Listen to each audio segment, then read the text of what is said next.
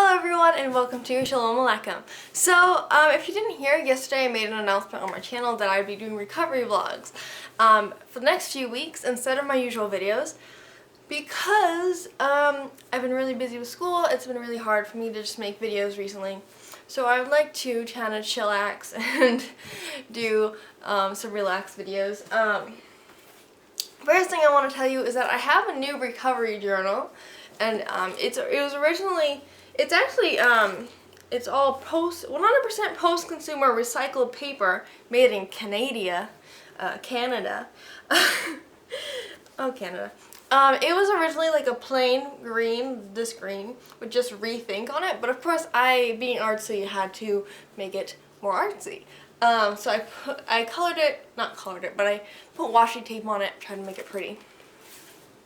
And yeah, I've been using it as more of like a diary journal rather than like my last one, which is very structured. As you know, I made it myself. It wasn't just a journal. I actually like posted like templates for each page. So I had pages for just notes. I had pages for boss book like this, and I had only typed out. And I had pages for exposures. But right now I've been doing a lot of just writing like this, like just writing like a journal, and it's been pretty great. I'm still doing exposures in my other notebook though, because I haven't run out of pages for that yet. But once I do, I'll be moving to this journal completely. But anyway, today I had a therapy appointment, and my plan for the next few weeks is to do a recovery vlog every time I have a therapy appointment, because I started going every week. So it would be a good time to do that anyway. I'm like caught on a wire down here. Anyway, yesterday what kind of sparked me wanting to make this change in my channel was that I kind of had a little breakdown because I was afraid about making my videos, and I was really overwhelmed with everything. I just thought I need to make a change in my life right now. I want to be making videos, I want to be active on my channel, but I can't do that the way I usually do that. So today in therapy I talked about that, and I talked about why I felt that way and why I kind of just broke down. And it was really something that was it probably seems silly to you guys, but to me, I have trouble being flexible, and that's pretty common in people with OCD. I'm very rigid, and if I set time markers for myself in my to-do list and I don't follow those time markers, or if I'm behind, I might freak out. I used to be worse at this. Lately I've been doing time markers, and it's been really helping me stay productive. But yesterday I was very overwhelmed already, and once I went over when I was trying to prepare for my video, I got really anxious and I got really upset. So we talked about stuff like that, and we talked about kind of, what did she say? Like, I guess not really getting rid of the time markers, but just making them more flexible and trying to be more flexible about them. And also we talked about ways I can make it easier on myself to film, because I feel very pressured when I film, when I set up. I love filming, I love making videos, but filming is my least favorite because of all the preparation, setting up the camera, the lights, the setting. It's just annoying to me, and I wish I had like a camera crew that could help me out with that. But we thought of some tips that could help me when I feel overwhelmed by filming. And so I wrote down these. Try to avoid special clothes, because before I film, I often try to like wear special clothes that maybe look better than the clothes I wear every day, because I don't know, when my scarf is this style, I feel like it looks weird. Like, I usually put it in this style anyway, because like in the real life, because it's just easier, but when I'm on like the video, I feel like I don't want to wear it like this, because I just feel like it looks kind of odd, and sometimes it like covers my face too much, and yeah, it's silly. But sometimes I try to put it in a different way. I just try to make myself look better than I usually do. And since I was feeling already self-conscious lately, yesterday I was even more wanting to change my look, and nothing was working out, and yeah, that was one of the reasons why I got upset. And then There's another tip. The other tip I had was to use my office. Well, it's my dad's office, but I recently got a desk in there, which is exciting. I can't wait to decorate it, because office supplies are my favorite thing. But using the office seems to be something that could be easier for me, because it's something that like I can keep set up all the time, where I can keep my camera on the desk, right? So I have this like whole little vision in mind of how I can make that my main setting for filming, and I can consistently use that setting. And it'd be easier because my light is already over there, the light I use to film, which I'm actually not using right now because it's pretty daylight outside. So that's something that I could do in the future. Right now, the office, I mean, it looks okay, but it's not really, it doesn't have my style yet. So once I get my style in there, then maybe I'll start doing that. And then we also thought of a cognitive way to help me feel better in those moments, and that's really decatastrophize.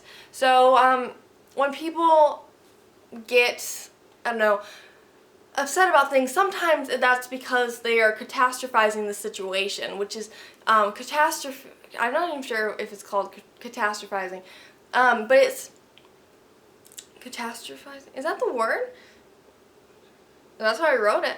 Well, and that's when you see a situation as like the end of the world when it's really not the end of the world. So oftentimes people who, when they get angry, or not really angry, but when they get anxious about something, it's because they think it's the end of the world, or they feel that it is the end of the world, when that's not really logical. So when I'm in those situations when I feel like it's the end of the world, that I went too long in my preparations and I passed my time that I should have been ready by, then I should decatastrophize and say, okay, well, it's not really the end of the world, I'll just push everything else back a little bit. Or I can skip it, skip something, or move something till tomorrow, and there's like, there are ways to get around it, basically. I haven't been doing a lot of exposures lately, because I've been so busy, but we set up, I'm going to do exposures Monday, Wednesday, and Thursday, because those are my least busy days, and let's hope that that works out. And since I will be during since I will be doing spring break next week, I think it'll be easier to do exposures. I will be in Florida, but it'll be okay. I can work in some exposure time there. I actually found out today I don't have any homework in one of my classes, and his homework for us, he made it sound like it was a big assignment, and he was like, you're just gonna have fun. I was like, I will do that, thank you. Another thing we talked about, which I haven't really talked about much of this channel because I feel really uncomfortable talking about it. It kind of feels like I'm looking for attention or something, but one thing was that I have kind of low self-esteem when it comes to romantic relationships, where like I feel like I'm unlovable, which is totally illogical and stupid. But I feel like that sometimes, and today we are talking about it and kind of talking about why it's illogical, and how the qualities that I look for in a mate are qualities that it's most likely that someone else in the world is also looking for, like those qualities. And we were also talking about how I kind of embody the qualities I also want in someone else. So like we were talking about how I really want someone who's like faith-based, who like shares the faith values with me, who is funny, who is caring, and then I kind of identified that I am all of those things. And we thought, like, it's very common, like there are a lot of people in the world, you know, like it would be very strange if I was like the only person in the world who like does not have someone who's attracted to them. And I mean, I know a lot of guys like don't come up to me and say like, oh hey, you're cute, come hang out with me. But that's probably because I dress in a way that kind of would make men standoffish. But that's okay to me, because really, like I try to say, I'm trying to attract the right man. Because any man who's just gonna come up to me off the street, I don't know if I'd want to like I'm talking like if someone were to like be very flirty and like catcall me or something like that, I don't know if I'd want to go out with a guy like that. However, I kind of want a guy who is more reserved, like I am. And if they're all going too, like, that's okay. But it's just that I like a man who's modest, like me. So I feel like by dressing modestly and acting modestly, I'll attract a modest man. I'll attract the right kind of man, the man that I want. So yeah, that's something that I could get into more detail about, but I really won't because, I don't know, I don't talk about it on the channel much and I feel uncomfortable about it, so. What else? I think that's all we talked about. We did not do an exposure today. We're planning on doing a hard exposure next time though, so I want to get my practice exposures in. I have like my lips are so chapped and I peel them off so they get really annoying. But yeah, I have a lot of trouble with picking my skin.